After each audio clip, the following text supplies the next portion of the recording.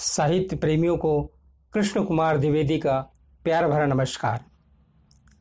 कवि और कविता की छठवीं कड़ी में हम लेकर उपस्थित हो रहे हैं कवि और शायर को। इस कार्यक्रम में शादाब अंजुम गज़लकार और दूसरे हैं टीकाराम साहू व्यंग्य शिल्पी, तीसरे डॉक्टर शशिवर्धन शर्मा शैलेश। इस क्रम में पहले हम शादाब अंजुम को आवाज देने जा रहे हैं कि आंसुओं के प्रतिबिंब गिरे, आंसुओं के प्रतिबिंब गिरे, ऐसे दर्पण अब कहाँ, बिना कहे सब कुछ समझे, वैसे रिश्ते अब कहाँ। इन्हीं पंक्तियों के साथ शादाब अंजुम को गजल प्रस्तुत करने के लिए आवाज दे रहा हूं। शादाब अंजुम।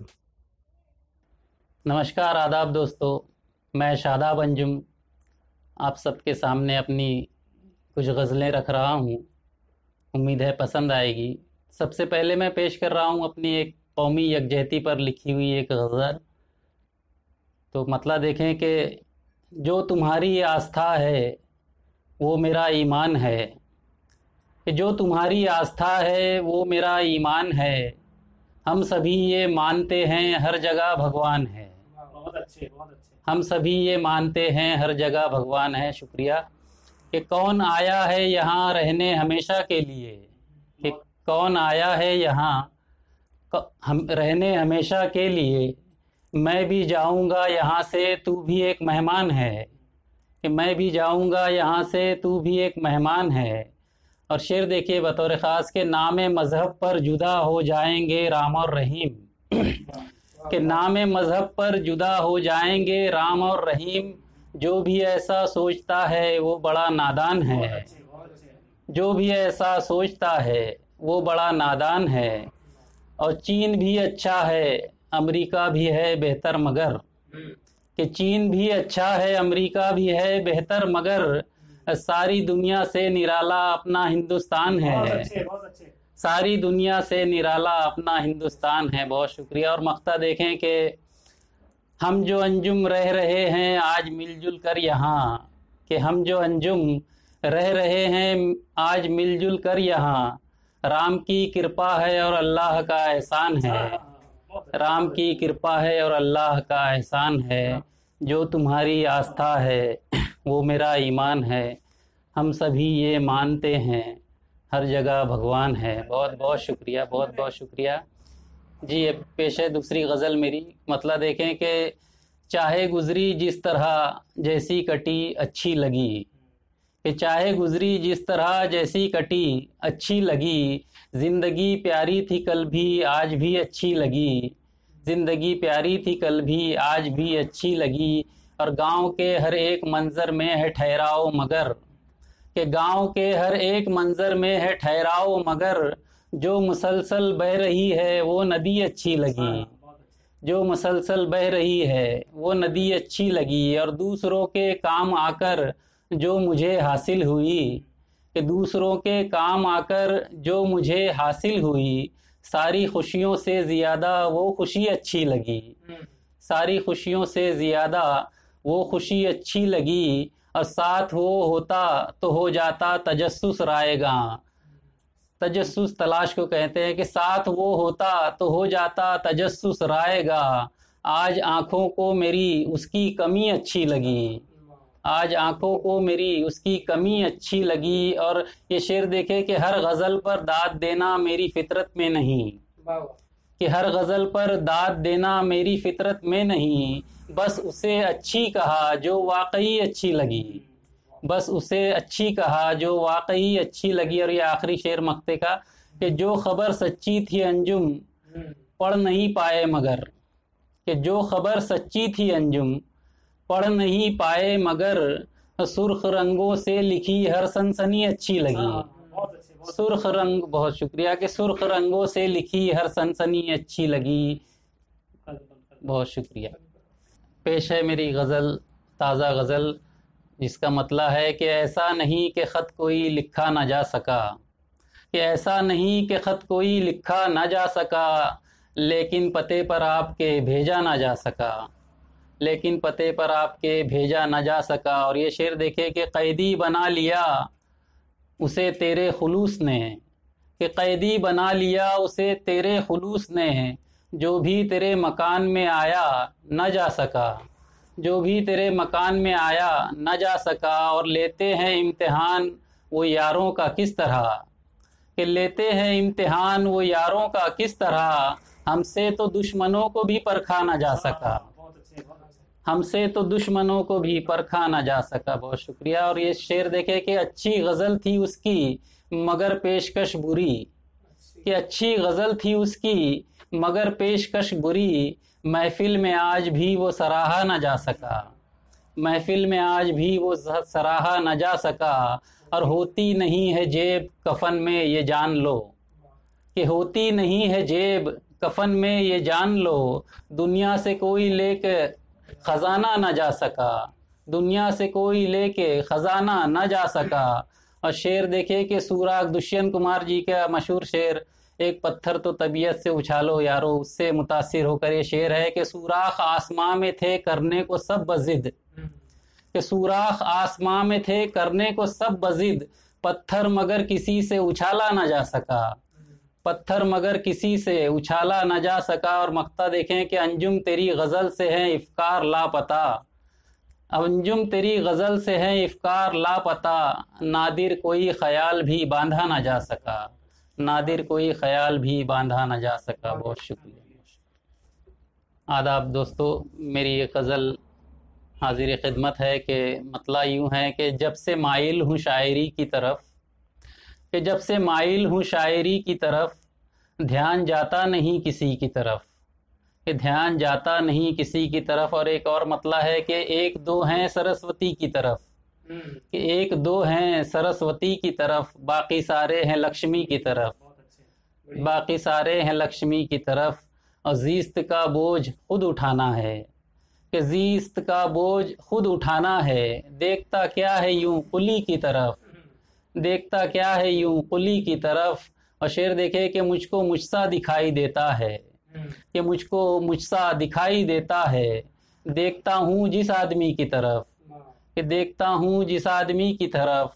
और शेर है कि थी सदा मेरी आप ही के लिए, कि थी सदा मेरी आप ही के लिए, था इशारा भी आप ही की तरफ, था इशारा भी आप ही की तरफ। और ये शेर देखें बतौर ख़ास के जुर्म की सिमत जो बढ़ेंगे पाँव, कि जुर्म की सिमत जो बढ़ेंगे पाँव, हाथ जाएंगे हथकड़ी की तरफ, हाथ जाएंगे हथकड़ी की तरफ।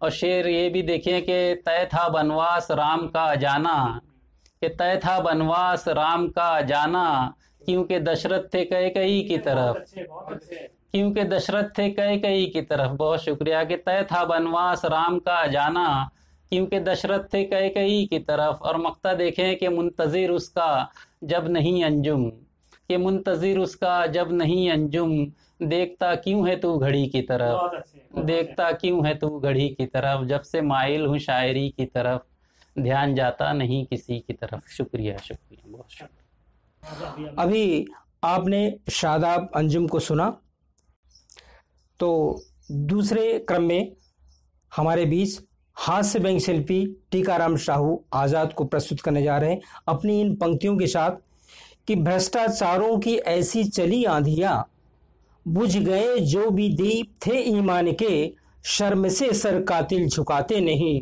उल्टा चलते हैं वो भी सीना तान के, उल्टा चलते हैं वो भी सीना तान के। इन्हीं पंक्तियों के साथ टीकाराम शाहू आज़ाद। सभी को नमस्कार। मेरा एक कविता प्रस्तुत करने से पहले चंद शेर आज के माहौल पर है, राजनीति विशेषकर, कि रस्म धांधली रिवाज चुनाव हो गए और भ्रष्टाचार अंगत के पाव हो गए, और आश्वासन हुए मीठे सपनों के लड्डू, आश्वासन हुए मीठे सपनों के लड्डू, योजनाएं ख्याली पुलाव हो गए, और आज़ादी में मिली थी कश्मीर की फुंसी, आज़ादी में मिली थी कश्मीर की फुंसी, नेताओं की मेहरबानी से अब घाव हो गए, और बिकने लगा है जब से मनोरंजन मंचों पर, बिकने लगा है जब से मनोरंजन मंचों पर, भावनाओं के मंदे भाव हो गए। आज हम जो राजनीति में देख रहे हैं, हॉर्स ट्रेडिंग यानी विधायकों की घोड़ बिक्री खरीद फरोख्त, इस पर मेरी एक कविता है, घोड़ों का अनशन शीर्षक है। कि जंतर मंतर पर धरने पर बैठे घोड़े अपनी मांगों को लेकर हिनहिना रहे थे और घोड़े बेचकर सोने वाले कयासों के घोड़े दौड़ा रहे थे। आखिर घोड़ा बिरादरी पर ऐसा क्या पहाड़ टूटा कि धरने का रास्ता अपनाया। घोड़ों का इंटरव्यू लेने से मैं खुद को नहीं रोक पाया।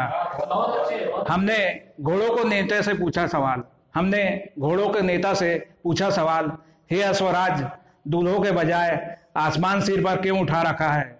नक्कार खाने में तूती के दौर में क्यों अपनी मांगों का ढोल बजा रखा है? क्या तू लूटी पीटी जनता से भी अभागा है? सब कुछ खोकर भी जनता चैन से सोई है और तू ही एक अधिकारों के लिए नींद से जागा है। क्या तेरी घास पर जीएसटी काटा है? क्या तेरी घास पर जीएसटी काटा है? या तेरे बैंक बैलेंस पर सरकार ने डाला डाका है? या फिर तुझसे सरकार ने नागरिकता का प्रमाण पत्र मांगा है? घोड़ा थोड़ा अकड़ा, थोड़ा हिनहिनाया और गुस्से से नथुने फड़फड़ाते हुए अपना दुखड़ा सुनाया। वह बोला, नेता हमारे स्वाभिमान को धक्का लगा रहे हैं, नेता हमारे स्वाभिमान को धक्का लगा रहे हैं, खुद बिक रहे हैं और इसे हॉर्स ट्रेडिंग का नाम देकर घोड़ों पर बट्टा लगा रहे हैं। हम बिकाऊ है पर नेता नहीं जो अपना ईमान बेच दे। हम बिकाऊ है पर नेता की तरह नहीं जो अपना ईमान बेच दे। पैसों की खातिर निष्ठा, स्वामी भक्ति और स्वाभिमान बेच दे। चेतक ने महाराणा प्रताप की जान बचाने अपने प्राणों की कुर्बानी देकर रखी स्वामी भक्ति की मिसाल, पर नेता सुबह एक पार्टी में, दोपहर को दूसरी पार्टी में और शाम को तीसरी पार्टी में चले जाते हैं और रात को चौथी पार्टी में चले जाते हैं। सरेआम पार्टी भक्ति का जनाजा निकालते हैं, पर हम जिसका खाते हैं उसका गुण गाते हैं। हमारी नस नस में वफादारी का खून दौड़ रहा है, हमारी नस नस में वफादारी का खून दौड़ रहा है। नेताओं का एक से प्यार और दूसरे से हनीमून चल रहा है। नेताओं का क्या, आज वह खुद बिक रहे हैं, कल अपने कपड़े बेचने से भी नहीं हिचकिचाएंगे। नेताओं का क्या, आज वह खुद बिक रहे हैं, कल अपने कपड़े बेचने से भी नहीं हिचकिचाएंगे। अब ईमानदार नेता अजायब घर में ही मिल पाएंगे। अब ईमानदार नेता अजायब घर में ही मिल पाएंगे। नेताओं का क्या, आज इसकी तो कल उसकी बारी है। नेताओं का क्या, आज इसकी तो कल उसकी बारी है। लेकिन हमें प्राणों से भी प्यारी अपनी इज्जत प्यारी है।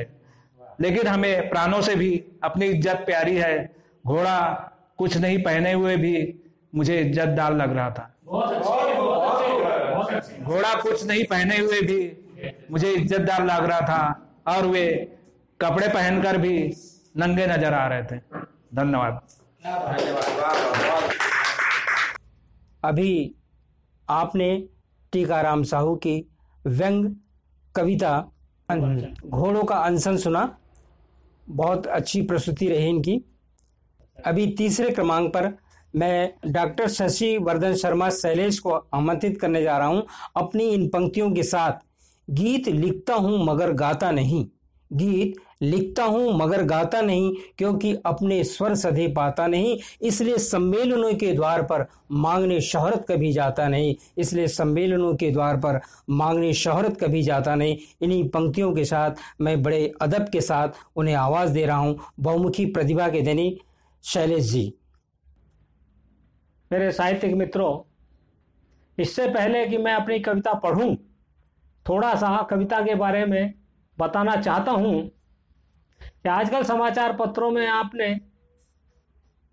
काले धन के लिए कहां से आया, कैसे आया, इसके ऊपर जो बहुत समाचार आ रहे हैं और हमारे देश के पक्ष और विपक्ष एक दूसरे पर कीचड़ उछाल रहे हैं, एक दूसरे की गलती बता रहे हैं, तो मैं उनको इन 4 पंक्तियों के माध्यम से एक संदेश देना चाहता हूं कि गैर की कमजोरियां मत आंकिए हुजूर, गैर की कमजोरियां मत आंकिए हुजूर, एक बार गिरह बाँ में अपने झांकिए हुजूर। गैर की कमजोरियां मत आंकिए हुजूर, एक बार गिरे बामे अपने झांकिए हुजूर। कि एक उंगली दूसरे पर यदि उठाते हैं, कि एक उंगली दूसरे पर यदि उठाते हैं तो तीन का संकेत भी तो ताकिए हुजूर, तो तीन का संकेत भी तो ताकिए हुजूर। कहने का मतलब यह है कि कोई भी जो है दूध का धुला नहीं है। और अब मैं अपनी कविता पर आता हूं, जो इसी समस्या को लेकर के लिखने का मैंने प्रयास किया है। इसमें एक समस्या उठाई है कि हमारे यहाँ इस पैसे को जो है लक्ष्मी का रूप माना जाता है। तो कविता प्रस्तुत है कि लक्ष्मी कभी न स्थिर रहती है तो चलायमान होती है। कि लक्ष्मी कभी न स्थिर होती, लक्ष्मी कभी न स्थिर रहती, वह तो चलायमान होती है। और धन दौलत पाने को जग में मानवता घायल होती है। चाहे जितना रखो संजो कर अंत समय यही रहती है। अरे इस दुनिया के किसी कफन में कोई जेब नहीं होती है, कि इस दुनिया के किसी कफन में कोई जेब नहीं होती है। चाहे दौलत बहुत बटोरो, एक संकेत है कि चाहे दौलत बहुत बटोरो, लाख जतन से उसे छिपाओ, फिर भी सिर चढ़कर बोलेगी चाहे कितने रूप बनाओ। चाहे दौलत बहुत बटोरो, लाख जतन से उसे छिपाओ, फिर भी सिर चढ़कर बोलेगी चाहे कितने रूप बनाओ। अरे पूत कपूत तो धन है किसका, अरे पूत कपूत धन है किसका, सब कुछ ही नष्ट कर देगा। और पूत सपूत तो फिर क्या चिंता, और पुरुषार्थ से घर भर देगा, पुरुषार्थ से घर भर देगा। कर जिसके पास कुछ नहीं होता। मित्रों एक ईमानदारी की मिसाल है कि जिसके पास नहीं कुछ होता, नियत उसकी साफ होती है। कि इस दुनिया के किसी कफन में कोई जेब नहीं होती है, कि इस दुनिया के किसी कफन में कोई जेब नहीं होती है। कि रिश्ते नातों की दुनिया में मित्रों आजकल जो है जिसके पास पैसा नहीं है या बहुत कम है, उसके रिश्तेदार भी उससे नजर फेरने लगते हैं। तो मैंने इन पंक्तियों में यही चीज कहने का प्रयास किया है कि रिश्ते नातों की दुनिया में धनी सारे भाव जगाता। अगर आपके पास पैसा है तो सब आपके रिश्तेदार हैं, आपके पास नहीं है तो कोई तुम्हारा रिश्तेदार नहीं है।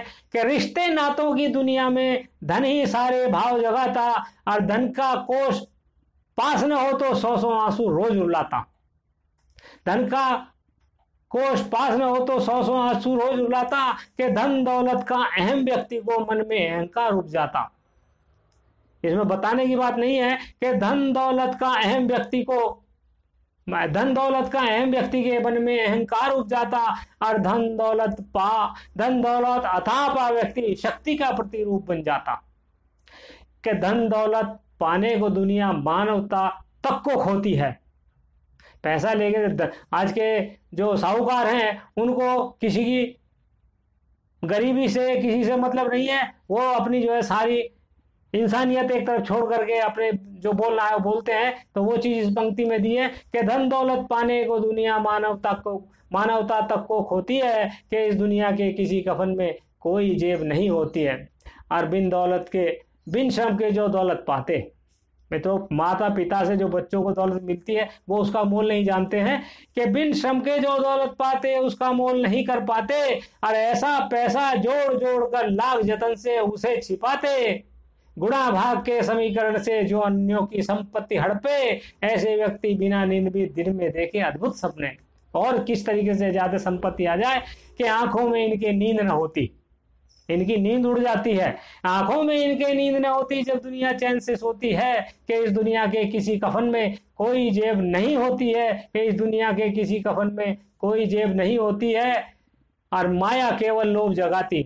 आपके पास 2 अब आएंगे तो 4 के चक्कर में 4 आएंगे तो 10 के 10 आएंगे, 100 के चक्कर में रहेंगे तो ये आपका जो है लालच बढ़ाती चली जाती है। कि माया केवल लोभ जगाती वह तो आनी जानी है। जबकि जानते हैं कि आज हमारे पास है कल वो यहाँ से चली जाएगी, लेकिन फिर भी लोभ लालच नहीं छोड़ते हैं। कि माया केवल लोभ जगाती वह तो आनी जानी है। और सच की संपत्ति साथ रही है, बाकी सब बेईमानी है। माया केवल लोभ जगाती वह तो आनी जानी है, सच की संपत्ति साथ रही है, बाकी सब बेईमानी है। और माया के आकर्षण से जग में कोई नहीं है बच पाया। जिसने मन को वश में रखा उसने ही अपार धन पाया। माया के आकर्षण से जग में कोई नहीं है बच पाया, और जिसने मन को वश में रखा उसने ही अपार धन पाया। उसने ही अपार धन पाया कि येन केन के प्रकारेण में लक्ष्मी ही परवश होती है। येन केन के प्रकारेण में लक्ष्मी भी परवश होती है कि इस दुनिया के किसी कफन में कोई जेब नहीं होती है। और देखिए, जब मेहनत से पैसा कमाते हैं तो उसकी क्या स्थिति है। बिन श्रम के पाई संपत्ति पंछी सी उड़ जाती है। जिसने रिश्वत में लिया, कैसे भी जो कहीं से खजाना मिल गया, उसकी अहमियत नहीं समझता है, तो उसे जब बिना श्रम के जो आती है तो वो उसी तरीके से वो उसको उड़ा देता है कि बिन श्रम के पाई संपत्ति पंछी सी उड़ जाती है। जहां उसे सम्मान मिला वहां सुख समृद्धि लाती है। कि असली धन तो संपत्ति ही है, असली धन तो संतति ही है। उसको धर्म कर्म सिखलाओ। आपकी संतान जो है वही तो आपका असली धन है। कि असली धन तो संतति ही है, उसको धर्म कर्म सिखलाओ, अच्छे दे संस्कार उन्हें, मानव की पीड़ा समझाओ। और मित्रों देखो, एक कैसा सत्य बता रहा हूं कि जड़ जोरू जमीन ही जग में सब फसाद की जड़ होती है। जड़ जोरू जमीन ही जग में सब फसाद की जड़ होती है कि इस दुनिया के किसी कफन में कोई जेब नहीं होती है। और अंत में जो समस्या को लेकर चले हैं उस समस्या का समाधान भी मैंने इन अंतिम पंक्तियों में देने का प्रयास किया है कि यदि जोड़नी है संपत्ति तो भूखे को भरपेट खिलाओ। यदि जोड़नी है संपत्ति तो भूखे को भरपेट खिलाओ। यदि जोड़नी है संपत्ति तो अंधों को रास्ता दिखलाओ। यदि जोड़नी है संपत्ति तो दीन दुखी के कष्ट मिटाओ। यदि जोड़नी है संपत्ति तो पथ भटके को राह दिखाओ। और यही संपत्ति साथ चलेगी। मित्रों, यही चीजें आपके परलोक को सुधारेगी कि यही संपत्ति साथ चलेगी। लक्ष्मी तो चंचल होती है कि इस दुनिया के किसी कफन में कोई जेब नहीं होती है। कि इस दुनिया के किसी कफन में कोई जेब नहीं होती है। अभी आपने शैलेश जी से कविताएं सुनी, बहुत अच्छी कविताएं उनकी है। अंत में आप सभी से अनुरोध है, हमारे इस कार्यक्रम पर अपनी प्रतिक्रिया अवश्य प्रेषित करें और सब्सक्राइब करने के बाद घंटी बजाना ना भूलें, जिससे आपको अगले कार्यक्रमों की जानकारी यथा समय मिलते रहेगी। धन्यवाद।